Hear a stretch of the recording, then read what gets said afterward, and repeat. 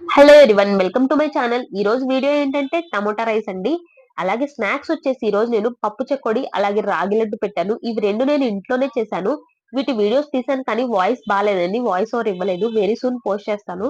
అలాగే ఇప్పుడు tomato rice prepare చేయడం ఎలాగో చూద్దాం. ముందుగా స్టవ్ ఆన్ చేసి స్టవ్ మీద కుక్కర్ పెట్టి కుక్కర్‌లో ఆయిల్‌తో పాటు కొంచెం నెయ్యి కూడా వేసుకొని బిర్యానీ మసాలాలు వేసుకొని ఇవి బాగా ఫ్రై అయిపోయాక ఇందులోకి కొంచెం సన్నగా తరిగిన పచ్చిమిర్చి, కరివేపాకు, ఆనియన్స్ ఏసి ఫ్రై చేసుకోవాలి. ఇవి బాగా ఫ్రై అయిపోయాక ఇందులోకి కొంచెం పసుపు, అలాగే అల్లం వెల్లుల్లి పేస్ట్ వేసుకొని, ఈ అల్లం వెల్లుల్లి పేస్ట్ పచ్చివాసన పోయేంత వరకు ఫ్రై చేసుకోండి. ఇవి మొత్తం బాగా ఫ్రై అయిపోయాక ఇప్పుడు మీడియం సైజ్ టమోటాలు 2 తీసుకొని ప్యూరీ లాగా చేసి వేసుకోండి.